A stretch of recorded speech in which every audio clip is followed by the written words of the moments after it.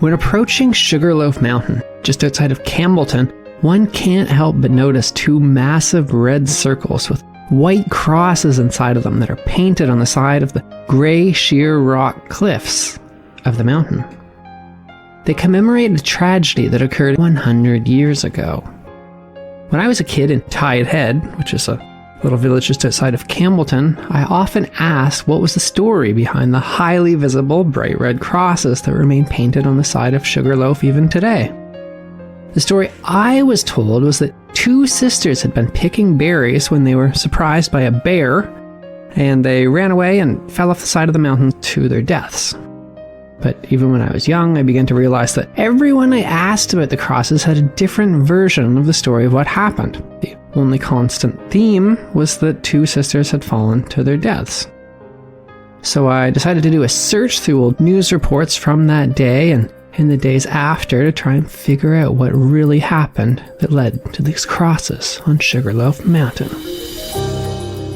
You're listening to Backyard History, the hidden stories that happened in your own backyard, the podcast version of the weekly history column running in newspapers across the Maritimes, with your host and author, Andrew McLean.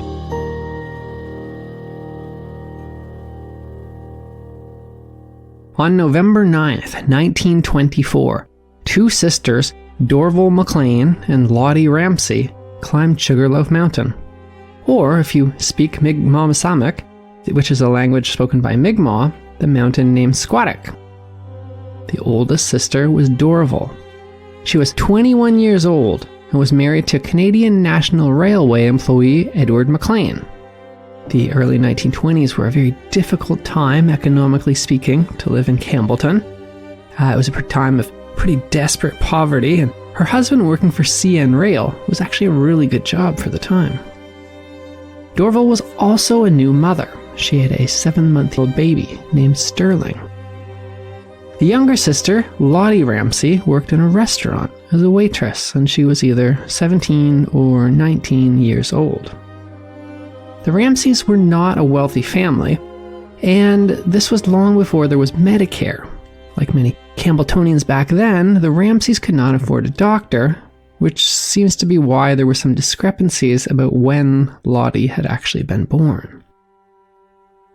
Dr. McPherson, who was Campbellton's only doctor, also acted as the city's coroner. He was the one who filled out Lottie's death certificate, and he scribbled a note on the margins, which read, "I don't remember seeing her before.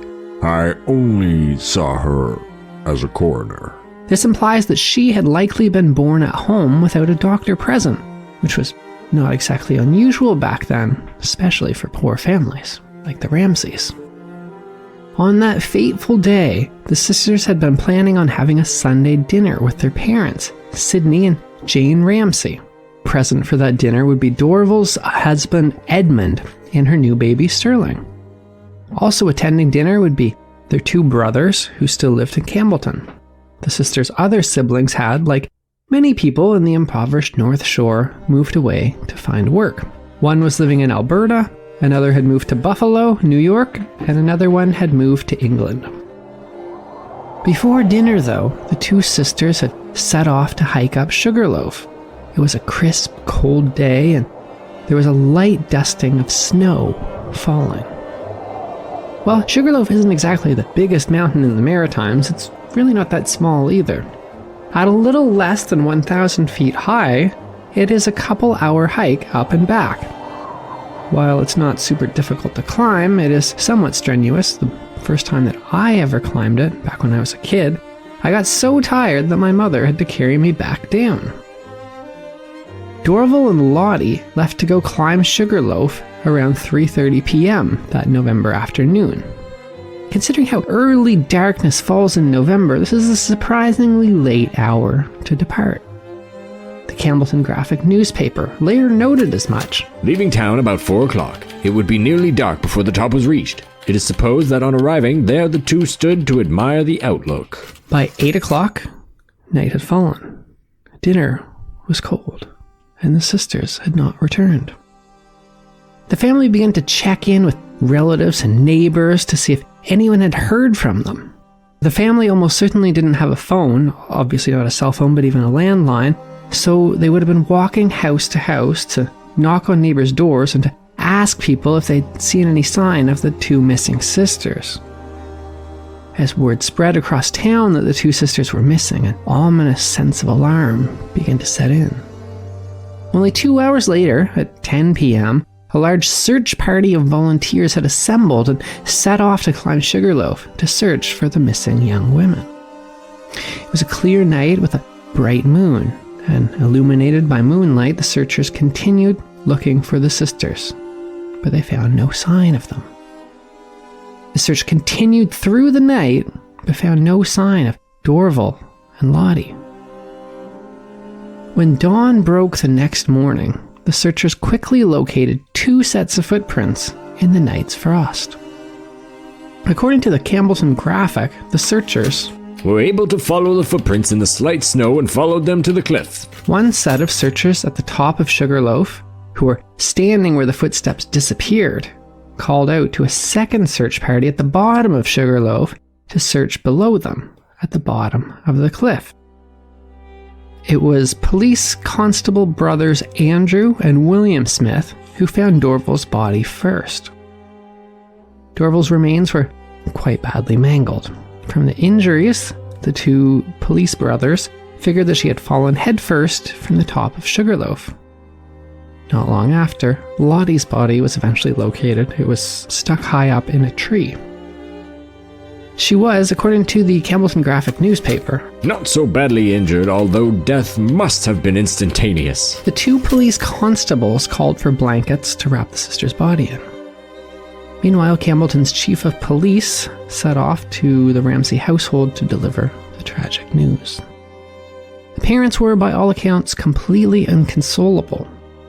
As the news of the tragedy spread, a deep wave of mourning rippled through Campbellton.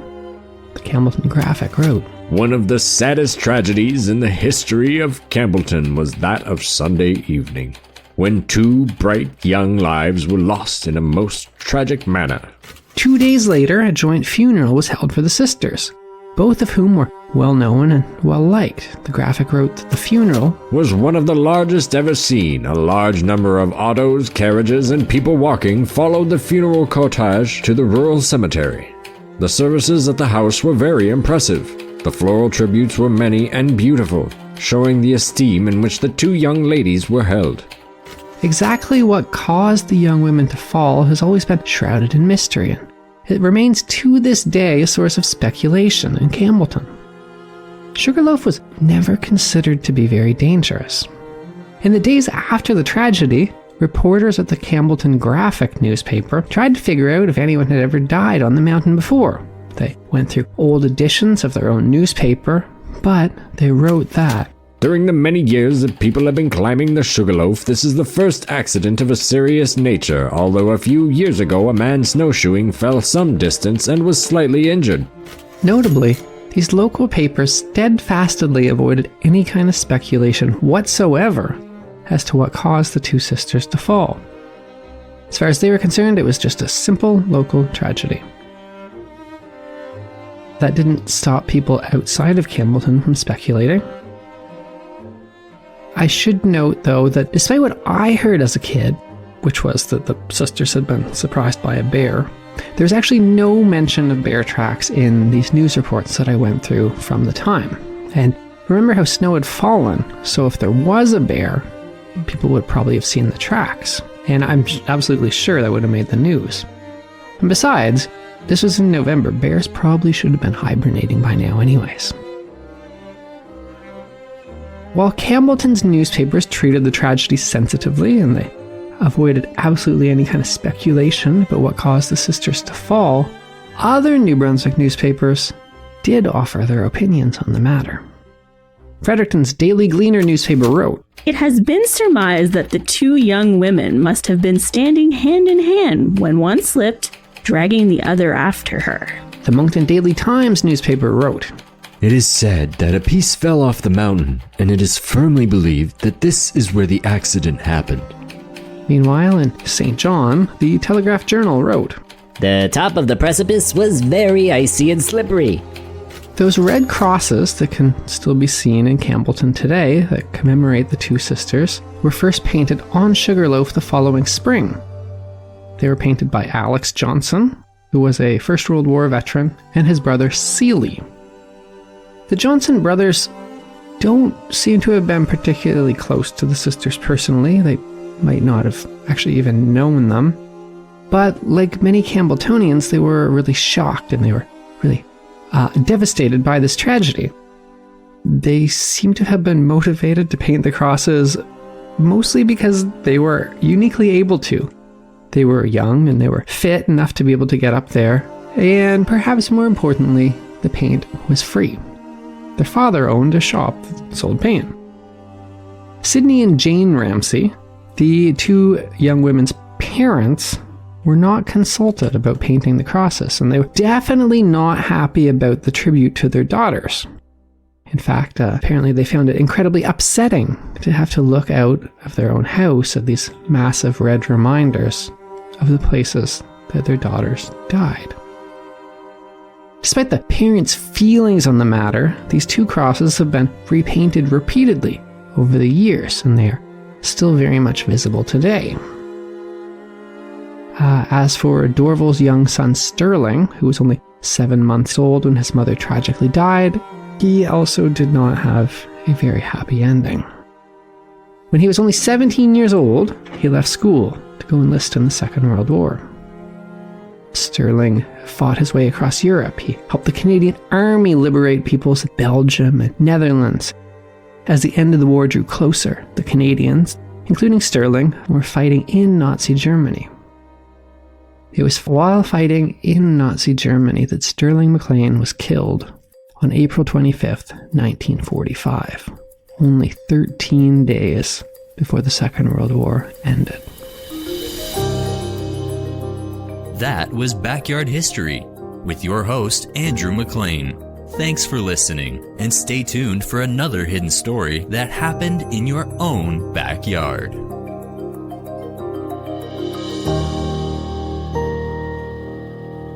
Produced by Jordan Lozier.